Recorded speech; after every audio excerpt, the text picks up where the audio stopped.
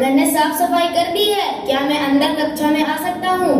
नहीं गुरुजी, वह नीची जाति का लड़का है। अगर वह कक्षा में आता है तो हम सब नहीं पढ़ेंगे। हाँ, हम नहीं पढ़ेंगे, हम नहीं पढ़ेंगे। हाँ हाँ, ठीक है ठीक है। सुनो, पढ़ाई लिखाई करना तुम्हारा काम नहीं है। यह काम सिर्फ ऊंची जाति के लड़कों का है। तुमसे यह काम नहीं होगा। जाओ जाकर झाड़ू पोछा करो।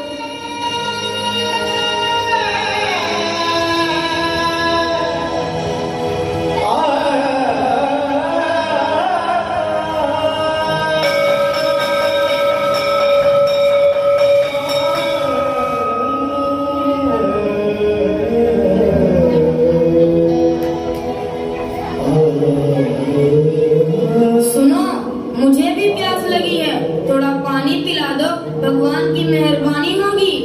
ए महार जाति का लड़का, तुम यहाँ क्या कर रहे हो? यहाँ तुम्हारी जगह नहीं है।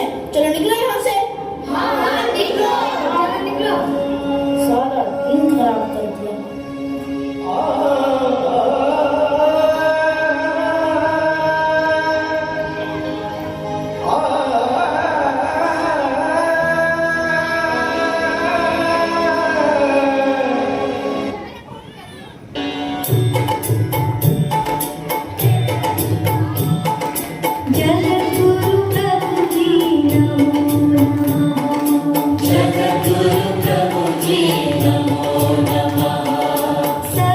तुम यहाँ क्या कर रहे हो?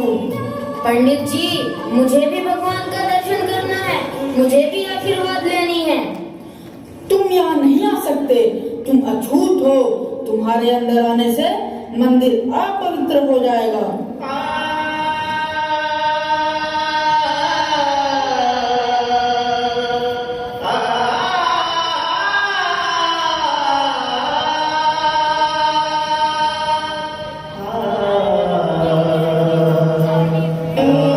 डॉक्टर अंबेडकर ने अपने जीवन में बहुत से ऐसे कष्ट सहे, लेकिन कभी भी अपने शिक्षा को प्रभावित नहीं होने दिया। वह हर दिन 14 से 18 घंटे तक अध्ययन किया करते थे। शिक्षा के प्रति उनकी ललक और जी तोड़ मेहनत का ही परिणाम था कि बड़ौदा के शाहू महाराज जी ने उन्हें उच्च शिक्षा के लिए इंग्लैंड भेज दिया था।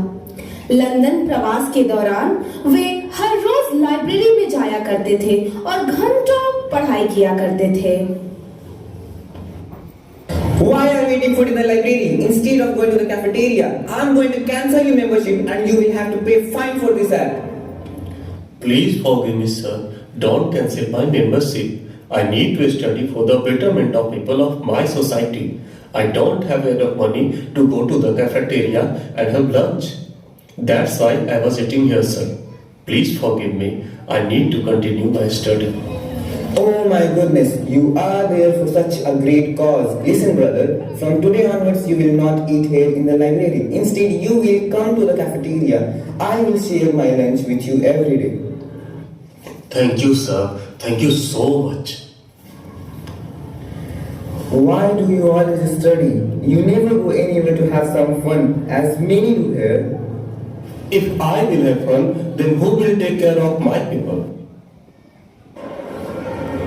इसके बाद बाबा साहब भीमराव अंबेडकर ने यूरोप के भिन्न भिन्न विश्वविद्यालयों से 4 विषयों में पीएचडी की उपाधि हासिल की। भीमराव अंबेडकर भारतीय इतिहास के ऐसे इकलौते व्यक्ति हैं जिन्होंने दलितों और वंचितों को सामाजिक अधिकार दिलाने के लिए अपना संपूर्ण जीवन समर्पित कर दिया।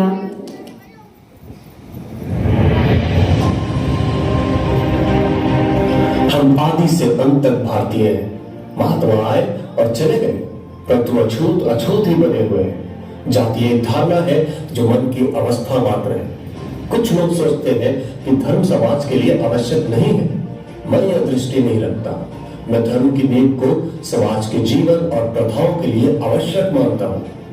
परंतु जो धर्म जन्म से एक को श्रेष्ठ और दूसरे को नीच बनाए रखे, वह धर्म नहीं गुलाम बनाए रखने का षड्यंत्र है। यदि हम एक संयुक्त एकीकृत आधुनिक भारत चाहते हैं तो सभी धर्मशास्त्रों की संप्रभुता का अंत होना चाहिए। धर्म मनुष्य के लिए है, न कि मनुष्य धर्म के लिए। हमें अपने पैरों पर खड़ा होना है, अपने अधिकार के लिए लड़ना है। राजनीति में हिस्सा न लेने का सबसे बड़ा कारण यह है कि अयोग्य व्यक्ति आप पर शासन करने लगता है। मैं राजनीति में सुख भोगने नहीं, बल्कि अपने सभी दबे कुचले भाइयों को उनके अधिकार दिलाने आया हूं। ज्ञान हर व्यक्ति के जीवन का आधार है। शिक्षा महिलाओं के लिए भी उतनी ही जरूरी है जितनी पुरुषों के लिए। मैं बहुत मुश्किल से इस कारवां को इस स्थिति तक लाया। यदि मेरे लोग, मेरे सेनापति इस कारवां को आगे नहीं ले जा सके तो पीछे भी मत जाने देना। बाबा साहब भीमराव अंबेडकर की जय। बाबा साहब भीमराव अंबेडकर की जय। मेरे नाम की जय जयकार करने से अच्छा है मेरे बताए हुए रास्ते पर चलें। धन्यवाद।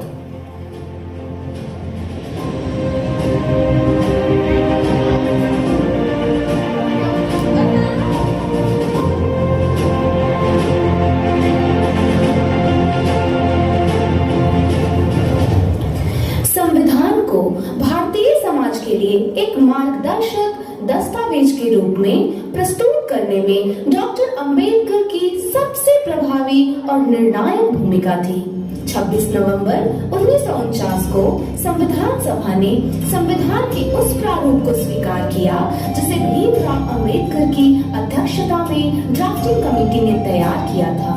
इसी रूप में संविधान 26 जनवरी 1950 को लागू हुआ और भारत एक रिपब्लिक बना।